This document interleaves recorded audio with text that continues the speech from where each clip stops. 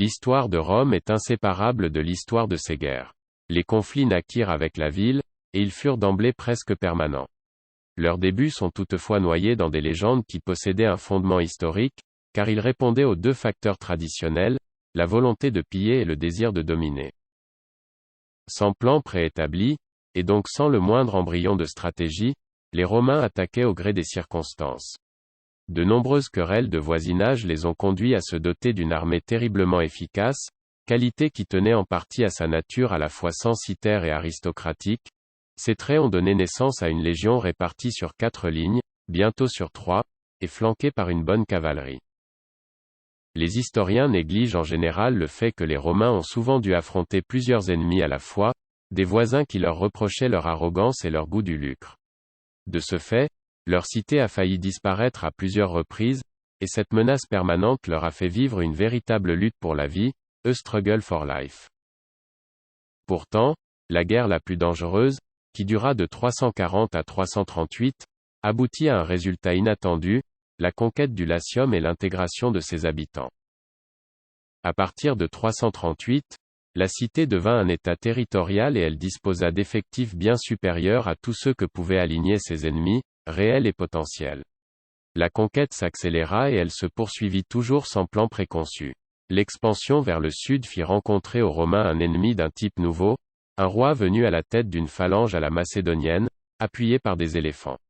Il fut vaincu, et en 264, Rome put dominer toute l'Italie. Les sources qui font connaître la République romaine entre 509 et 396, passent progressivement d'une histoire mêlée de légendes à un récit plus respectueux des réalités. Il n'en reste pas moins que les descriptions sont parfois difficiles, et le 5e siècle reste en partie plongé dans la nuit. Les obstacles n'empêchent pas de voir une partie de l'histoire, marquée par deux phénomènes en apparence contradictoires. D'une part, Rome s'engagea dans un long conflit civil qui opposa, en son sein, les patriciens aux plébéiens.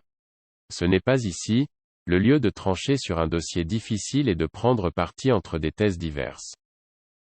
Il faut néanmoins un peu d'explication, et pour simplifier, nous dirons que les patriciens, chefs, patresses, des grandes familles, accaparaient un pouvoir dont les riches plébéiens étaient exclus, à leur grande âme. L'histoire intérieure de ces 2 siècles se réduisit alors à une conquête des magistratures par ceux qui en étaient exclus, entreprise qui s'accomplit progressivement et avec lenteur. D'autre part, malgré des affrontements parfois très vifs, les guerres contre les voisins se poursuivaient sans en pâtir. C'est là une autre des constantes de l'histoire des Romains. Contre les ennemis, ils étaient tous unis.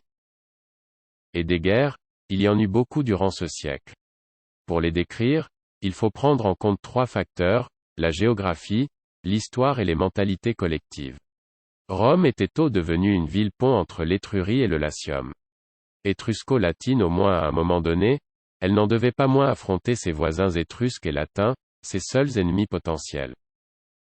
Le terrain d'affrontement possible était alors limité à quelques milliers de kilomètres puissance 2, au centre-ouest de l'Italie. Chaque agression rapportait du butin et le succès encourageait le vainqueur à recommencer. En revanche, elle suscitait chez le vaincu un vif désir de revanche, c'était un moteur infernal qui s'emballait, un cycle sans fin. De plus, leur orgueil poussait les Romains à ne chercher d'amis qu'en toute dernière extrémité. Leurs voisins leur reprochaient le refus dans la défaite, l'avidité devant les gains et l'arrogance dans la victoire. L'année 509, cette date peut être conservée par commodité, fut très chargée. Elle connut une révolution politique, le passage de la monarchie au pouvoir aristocratique. Elle vit sans doute Rome devenir une puissance internationale, puisqu'un premier traité aurait été conclu avec Carthage, Polybe le dit, plusieurs modernes y croient, et ils pensent que cet accord montre que la ville occupait déjà une grande place dans le Latium. L'expulsion des Tarquins ne resta pas sans réponse, et la réaction prouve bien que le conflit n'était pas dirigé seulement contre une personne, mais bien contre un peuple. En effet, Arince, fils de Tarquin le Superbe, rassembla des troupes qu'il fit venir de 2 cités étrusques, Véies et Tarquinia. Il n'est pas exclu, en outre, que des Latins aient rejoint son armée. Et il marcha contre Rome pour y établir son autorité. Brutus en fut averti, et il convoqua lui aussi ses troupes. La rencontre eut lieu près de la forêt Arcia, dit-on. Les 2 chefs se virent, se jetèrent l'un sur l'autre et s'embrochèrent réciproquement. Le plus ou moins mythique Publicola, Publius Valerius Publicola, prit alors le commandement. Une vraie bataille suivit le duel et elle fut presque un match nul. Les Romains eurent un mort de moins que leurs ennemis. On retrouve encore la tradition homérique, combat singulier de nobles appuyés par des non-nobles. On revient à la romanité avec ce qui suivit. Publicola fut récompensé pour cette victoire par la célébration du premier triomphe connu dans l'histoire de Rome. Il s'agit d'une cérémonie à la fois religieuse et militaire, un défilé et une procession, où figurait le général vainqueur, suivi par les soldats, les captifs, le butin, le Sénat et le peuple. Les participants empruntaient la voie sacrée, et allaient au Capitole pour y offrir un sacrifice. Les Étrusques ne pouvaient pas rester sur cette défaite, et un projet de reconquête fut de nouveau conçu, cette fois par le roi de Clusium, Chiusi, le célèbre Porséna. Il ne s'en cachait pas, il voulait venger Tarquin le Superbe. En 508 ou 507, il mit le siège devant Rome, et Publicola aurait été grièvement blessé dans une rencontre devant une porte. Il est très probable que la ville fût alors prise, mais la tradition romaine s'est efforcée de cacher cet échec, en le passant sous silence ou en le voilant derrière les exploits de héros qui ont manifesté leur dévouement à la patrie, la virtus. Leur mérite était d'autant plus grand, que cette virilité a caractérisé non seulement 2 hommes mais encore une femme. C'est ainsi que, pour arrêter la progression des Étrusques, ou au moins la ralentir, Horatius Cocles donna un exemple qui fut suivi bien des siècles plus tard, par le chevalier Bayard au Garigliano et par le général Bonaparte à Arcole. Il stoppa la progression des ennemis en se plaçant à la tête d'un pont, pendant que ses amis en défaisaient le tablier derrière lui. Et il les rejoignit à la nage après qu'ils eurent achevé leur travail. Puis un certain Mucius forma le projet d'assassiner Porséna. Il pénétra dans son camp, se trompa de cible et tua un secrétaire. Capturé et contraint de plonger sa main droite dans des braises, on voulait lui faire avouer d'éventuelles complicités, il garda le sourire, assurant que d'autres Romains étaient prêts à suivre son exemple. Il y gagna au moins le surnom de Scaevola, le gaucher. Ces dévouements n'empêchèrent sans doute pas Porséna de prendre Rome, comme on l'a dit, succès que la tradition latine cache avec plus ou moins d'habileté. Mais le roi ne s'estima pas assez fort pour y rester. Il proposa un armistice puis un traité qui, notamment, lui accordait des otages. Dans le lot des prisonniers qui devaient lui être livrés se trouvait l'illustre Clélie.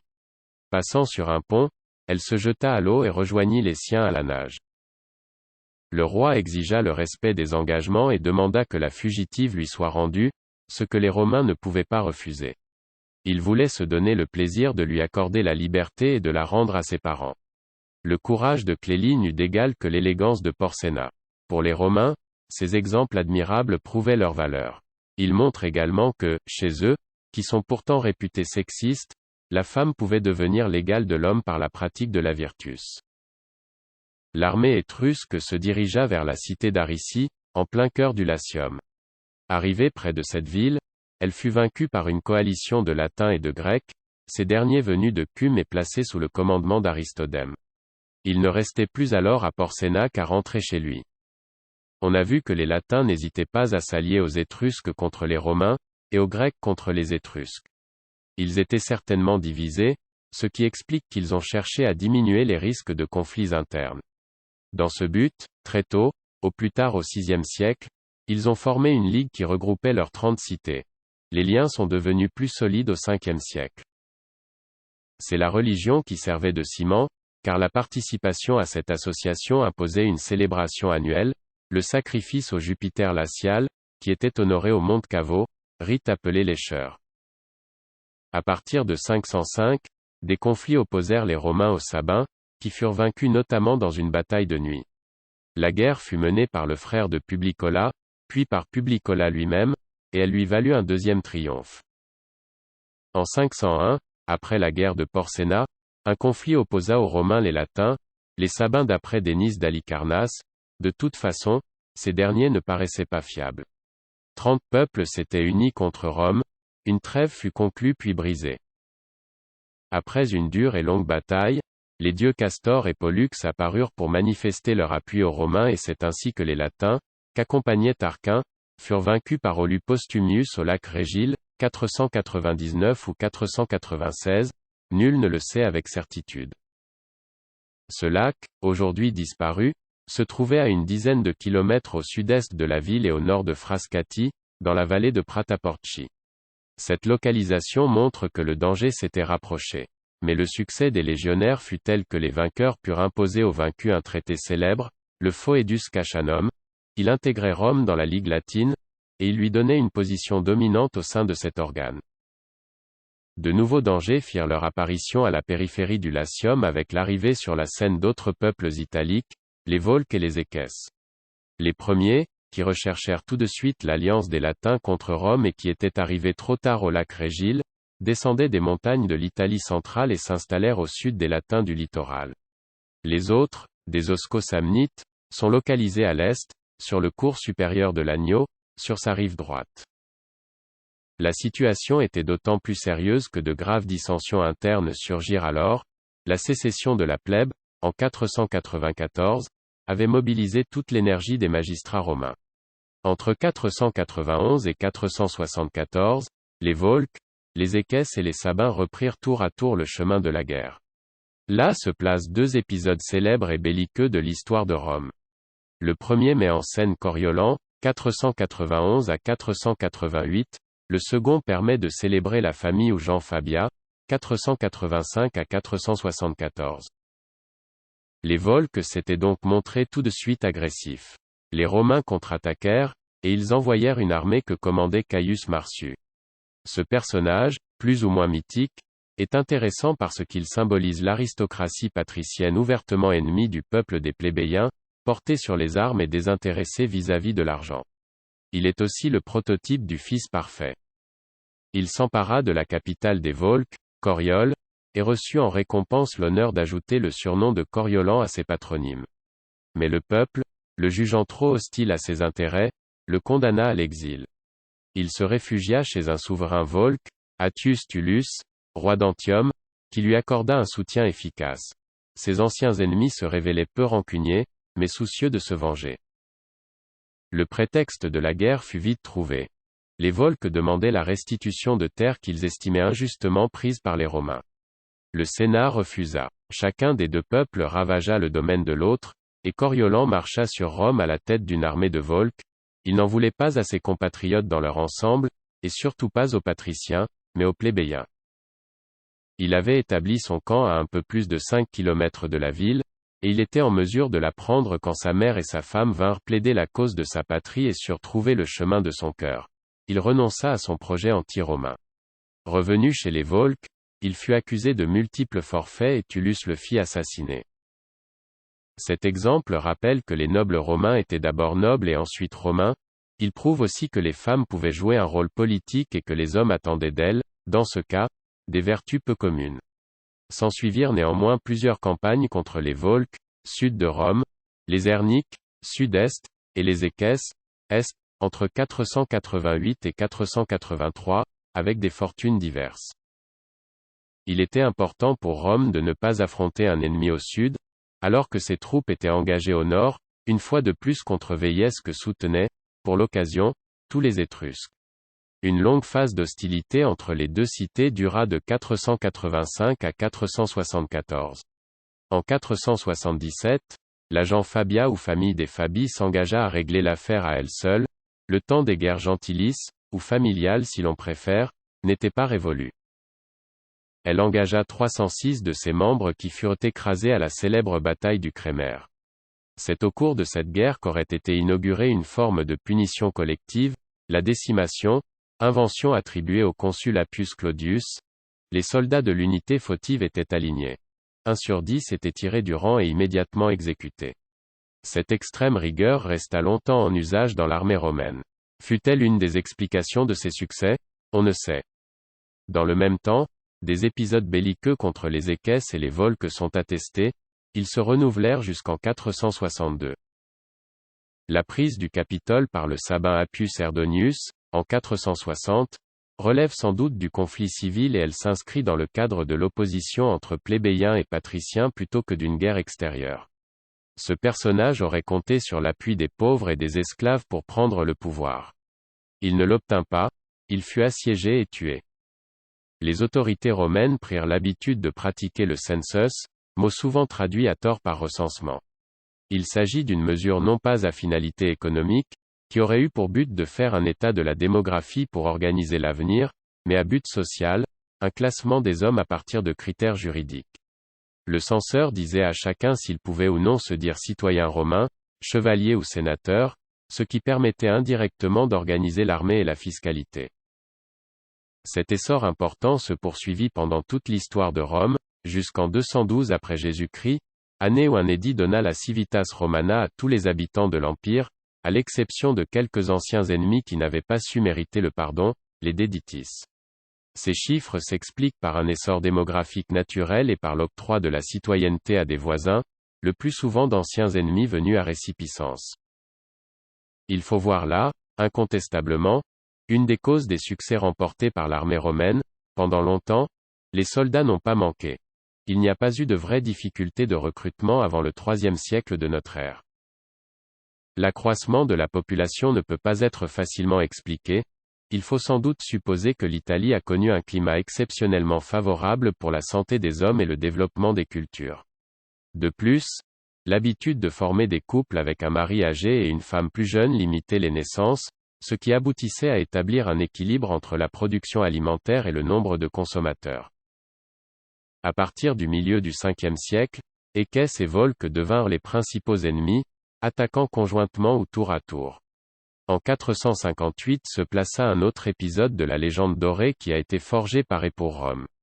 Les Équès passant à l'attaque, les sénateurs estimèrent que le meilleur général serait Cincinnatus et, pour l'en informer, ils envoyèrent des messagers qui le trouvèrent derrière sa charrue, labourant un champ. L'image était splendide et le choix avait été heureux. Cincinnatus vainquit si bien les Équès qu'il put leur infliger un cruel châtiment. Désarmés et défilant deux par deux, ils passèrent sous un joug. Cette humiliation possédait une forte valeur sexuelle. Les ennemis vaincus ne s'étaient pas comportés comme de vrais mâles, mais comme des bœufs. Les Véiens, pour leur part, n'étaient toujours pas disposés à s'humilier, et en 437, avant la fin de la trêve, ou en 426, après ce moment, le conflit reprit pour le contrôle de Fidène, ville située au nord de l'Agnio, en Sabine. Des ambassadeurs romains s'y étaient rendus et ils avaient été massacrés avec l'accord du roi de Véiès, Lars Tolumnius. Les Romains mirent en avant une notion jusqu'alors peu mentionnée, le bellum iustum. Une guerre juste doit être défensive, ou de représailles. Elle doit répondre à une agression. De toute façon, l'attaque d'ambassadeurs constituait un crime en droit international, le ius gentium. Cornelius Cossu conduisit une armée contre les ennemis, et il tua de sa main leur chef. Il eut donc droit aux dépouilles opimes, c'est-à-dire à celles qu'il avait ramassées sur le corps du défunt, et cette récompense n'était attribuée que dans ce genre de circonstances. L'histoire de Rome n'en a laissé que 3 cas. Outre Cossu, il s'agit de Romulus, qui avait tué Acron, roi des Caniniens, et de Marcellus qui exécuta Viridomar, roi des Gaulois insubres, en 222 avant Jésus-Christ. Pour en revenir à Cossu, son succès permit en 426 la prise de Fidène, cité où le Sénat décida d'installer une colonie. Mais les Fidénates massacrèrent les nouveaux venus, et les légionnaires furent rappelés pour vaincre ces insoumis. Désormais, les guerres se succédèrent. En 431, Aulus Postumius se vanta d'avoir remporté une grande victoire aux dépens des Équès et des Volques. À partir de 430, un conflit permanent opposa les Romains, alliés aux Latins, à ces deux peuples. La victoire fut longue à venir. En 413, les Romains prirent Ferentinum aux Équès, et en 406, Anxur aux Volques. C'est alors que se réveilla avec dureté le conflit contre Véiès. Il alimenta une guerre de 10 ans, importante pour l'histoire de Rome et de son armée.